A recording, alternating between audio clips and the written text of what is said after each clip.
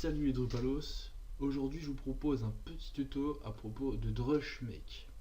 Alors déjà, qu'est-ce que c'est Drushmake? En fait, c'est une ligne de commande de Drush qui va permettre de télécharger tous les modules, tous les thèmes et le corps de Drupal que l'on souhaite pour notre petite installation. Donc c'est très simple à réaliser, en fait il suffit de créer un fichier Drush, enfin de créer un fichier .make. Dans mon cas, moi, on va prendre un petit exemple. Donc moi, ce fichier .make, je l'ai appelé mydrupal.make. On va étudier ce qu'il y a à l'intérieur, donc c'est simple. Première étape, définir la base du corps, donc set.x. Ensuite, deuxième étape, l'API de Drushmake. Donc ça c'est une constante, il faut le laisser tout le temps. La version 2, ça reste la version 2. Alors là, je sais pas si j'ai fait un doublon avec la première ligne, mais j'ai redéfini le type de Drupal que je veux. Donc là, il va me télécharger le corps de Drupal dans la dernière version. 7.x, ça prendra la dernière version. Et ensuite, là, j'ai la liste de tous mes modules que je souhaite installer.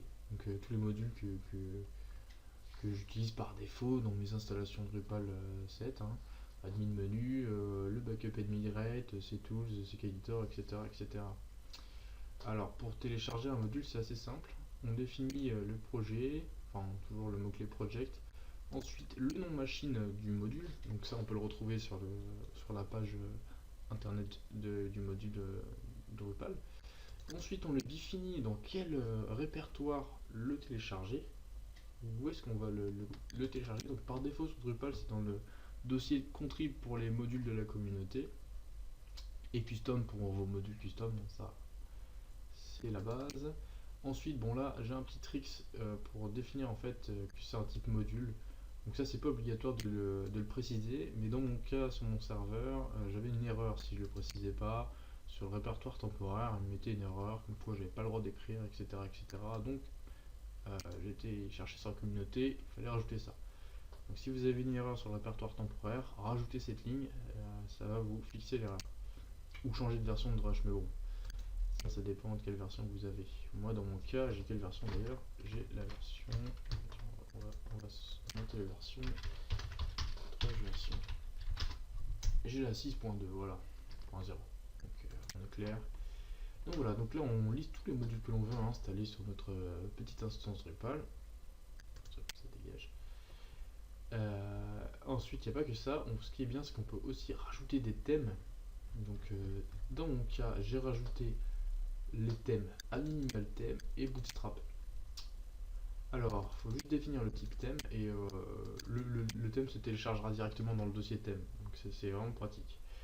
Et ensuite, un truc supplémentaire, c'est les librairies. Donc dans mon cas, moi j'utilise ceditor, j'ai pris la version 4.5, je sais pas si c'est la dernière. Hop, on va rallonger un peu en .zip. Je définis ma librairie, donc là c'est plus le mot-clé project, mais le mot-clé libraries. Hop, libraries ceditor. Ensuite du type téléchargement, enfin non pas du type téléchargement, mais avec le petit mot-clé téléchargement. Donc ça précise en fait que cette librairie c'est pas un module de la communauté Drupal, donc il faut aller le chercher à l'extérieur. Et là on définit le type file, c'est les fichiers.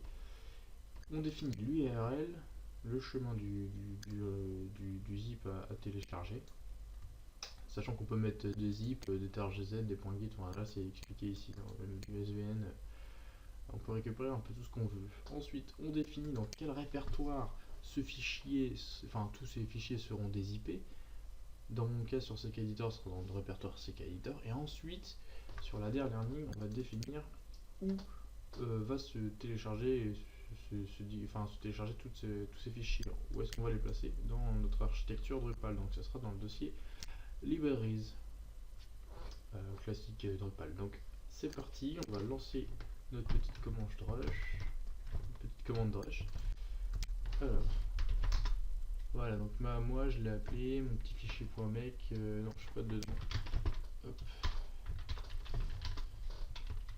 Donc mon petit fichier .make, je l'ai appelé mydrupal.make, voilà.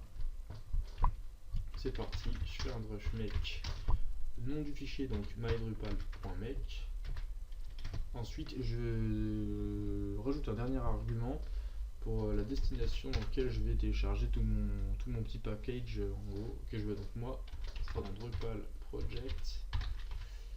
Hop, et du coup il va tout télécharger dans ce dossier là. Bon, alors par contre je vais le rajouter et je vais le mettre quand même dans le dossier des sites quand même, sinon ça va pas trop fonctionner. Et on peut rajouter le petit supplément, le -y qui permet de valider tous les téléchargements sans besoin de faire une validation à part. Voilà, je lance, je vais mettre sur pause en attendant, tac. Voilà, donc tout se télécharge proprement. Là c'est bon. Alors il va falloir que je configure vite fait le site pour l'installation. Donc il va falloir modifier les droits settings. Donc Drupal Project. Donc on voit bien qu'il y a tout qui a été téléchargé. Donc notre site est prêt. Il n'y a plus qu'à l'installer. Et puis c'est parti. Ok. On va commencer par modifier les droits du défaut. Ok. On fait un CP. Settings. Oui, c'est settings au pluriel. Ok. Vérifie. Oh, je l'ai pas mis dans mon répertoire. Ok. Non, défaut. Voilà. Ok. Voilà, j'ai mon settings et mon défaut settings.php. Moi, je sais pas s'il faut que je change les droits, mais je vais changer quand même. C'est du défaut. Ok, voilà. Donc là, on va pouvoir tomber sur notre page web. Hop, voilà. Donc là, on peut lancer l'installation comme d'habitude. Rien de nouveau. Le fichier settings n'est pas. Voilà, j'ai oublié de changer les droits de ce fichier settings. J'ai fait défaut, mais pas le deuxième. Tableau récent, tac. Voilà. On recharge la page. C'est parti, voilà. Donc là, on n'a plus qu'à lancer une installation classique de Drupal. Donc l'avantage de Drushmek, c'est vraiment le fait de pouvoir télécharger tous les modules en un script et de plus s'amuser à les télécharger un par un. Donc ça fait gagner du temps, c'est assez simple, vraiment très simple d'utilisation et de compréhension et vraiment efficace. On verra par la suite comment coupler Drushmek avec un profil d'installation pour avoir vraiment le package total d'installation rapide, efficace, le full control quoi.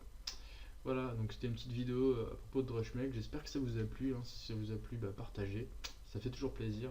Et je vous souhaite une bonne soirée à vous.